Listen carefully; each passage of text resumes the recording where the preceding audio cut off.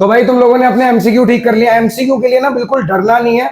होगा क्या, मैंने तुम्हें अभी भी बताया, जरूरी नहीं है कि ये 100% एक्यूरेट ही हो।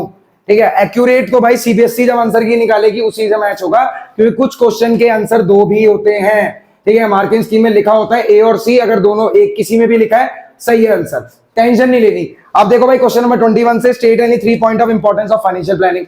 फाइनेंशियल प्लानिंग के बारे में तो पढ़ाया था, चैप्टर 9 का टॉपिक है फाइनेंशियल प्लानिंग क्या होती है। ठीक है, पहले से एडवांस में डिसाइड कर लेना, ठीक है, कि कैसे स्पेंड करना है, क्या स्पेंड करना है। ठीक है, जितना भी आपके पास डिस्पोजल फंड पड़ा हुआ है उसको कैसे यूज करना है, यही था। ठीक है, इसमें आप फाइनेंशियल प्लान एंड पॉलिसीज बनाते हो, सोर्स डिफाइन करते हो। ठीक है, उसके बाद 3 फैक्टर, और उसके बाद give the meaning of directing function of management. किसी ने अगर फिक्स कैपिटल रिक्वायरमेंट के 3 फैक्टर लिखे हैं तो भाई नेचर ऑफ बिजनेस। ठीक है, उसके बाद आपका क्या क्या हो जाएगा, साइज स्केल ऑफ ऑपरेशन हो गया, ग्रोथ प्रोस्पेक्ट हो गया, बहुत सारे थे भाई, बहुत सारे थे, कोई भी 3 उठा के लिख देने थे, सिर्फ आपको बस वहां पे टेप के ही आना था जो दिमाग में इतने दिनों से पढ़ रहे थे।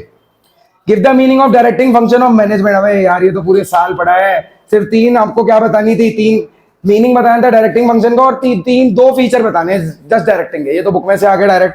3 सिमेंटिक बैरियर आपको बताने कम्युनिकेशन के, भाई बता दिए होंगे। ठीक है, सिमेंटिक बैरियर वैसे ही बहुत इजी होते हैं। अब ये माधवान वाला जो एचआरएम का क्वेश्चन है भाई, इसमें क्या क्या लग रहा था, परफॉर्मेंस अप्रेजल लग रहा था। ठीक है, आप करियर ग्रोथ लिख सकते थे। ये भाई पेपर बहुत इजी क्या हुआ है, स्टाफिंग से थोड़ा सा अलग होता है ये, लेकिन एचआरएम बड़ी बड़ी कंपनीज का पार्ट होता है। उसके बाद अगर हम 24 की बात करें भाई, इसमें कंसेप्ट बताना था, कंसेप्ट लग रहा था आपका कोऑर्डिनेशन। उसके बाद उसकी 2 इंपॉर्टेंस बताने देनी थी आपको।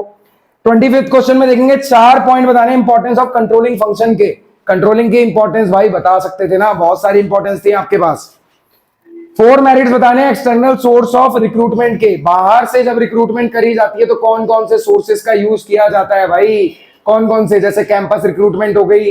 ठीक है, और भी जो बाहर से ट्राई करते हैं वो लोग की बाहर से ज्यादा एक्स्ट्रा टैलेंट हमारी कंपनी में है तो कोई भी लिख देते, बहुत सारे आपकी बुक में क्या थे, अवेलेबल थे। उसके बाद एक्सप्लेन द फॉलोइंग एक्सटर्नल, अबे ले यार ये मतलब इसके क्या लिखने थे, सॉरी ऊपर वाले में आपको मेरिट्स लिखने थे कि अगर बाहर से वो लोग आते हैं तो उनका फायदा क्या है, नया टैलेंट आ रहा है, कंपटीशन बढ़ेगा। ठीक है, तो ये सारे इसके फायदे हो जाते हैं। उसके बाद नीचे एक्सटर्नल सोर्स ऑफ रिक्रूटमेंट दिया हुआ था, उनमें से 2 को आप एक्सप्लेन कर देते, यही 2 दिए थे, इनको एक्सप्लेन करना, जितना ढंग से कर देते उतने मार्क्स मिलेंगे आपको। उसके बाद है आपको नॉन फाइनेंशियल इंसेंटिव दिए हुए हैं जो मोटिवेट करते हैं एम्प्लॉयज को हायर परफॉर्मेंस के लिए। नाम दिए हैं, स्टेटस हो गया, एम्प्लॉय रिकॉग्निशन प्रोग्राम हो गया। ये तो डायरेक्ट क्वेश्चन है भाई, ये तो कोई भी लिख के आया ही होगा। 27 की अगर बात करें गणेश जैन वाली भाई, इसमें सिक्योरिटी का तो लग रहा है थोड़ा अप डाउन है इसका आंसर। ठीक है, लेकिन सिक्योरिटी तो लग रही है। उसके बाद हमारे मैस्लो चाचा, ठीक है, इनके बारे में बताया था। अब ये 2 असम्पशन कौन सी होती हैं, जब आप एक बार हिरार्की में बंदे को देखते हो, ठीक है, तो पहली चीज उसकी नीड्स फुल्ली सेटिस्फाइड नहीं होनी चाहिए। ठीक है, वरना वो क्या करेगा, उसे मोटिवेशन ही नहीं मिलेगी। तो कुछ ऐसी ही लास्ट में आपको कुछ असम्पशन दी हुई थी, उनके बारे में लिखना था। टेक वर्क की अगर मैं बात करूं भाई, इसमें क्या लग रहा था आपका, प्राइमरी मार्केट। ठीक है, इसमें प्राइमरी मार्केट लग रहा है क्योंकि नया इशू लेके आ रहे हैं मार्केट में।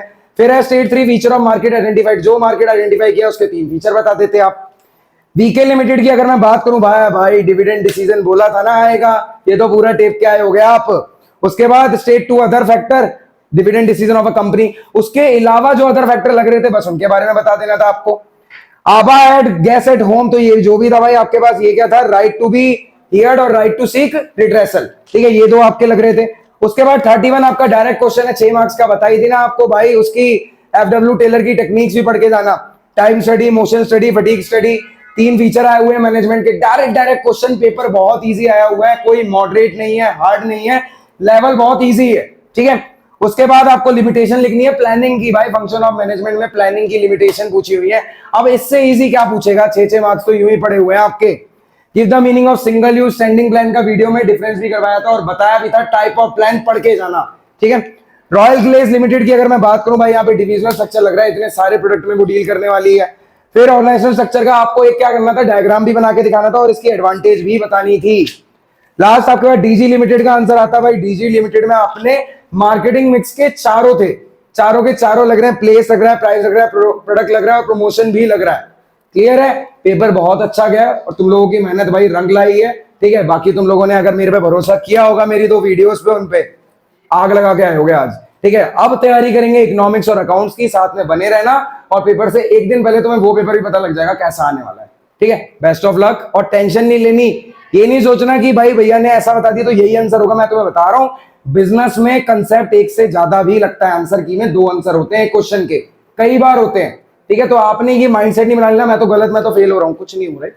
ठीक है, नेक्स्ट पेपर की तैयारी करनी है। ठीक है, बने रहो, मिलते हैं अगली वीडियो में, बाय।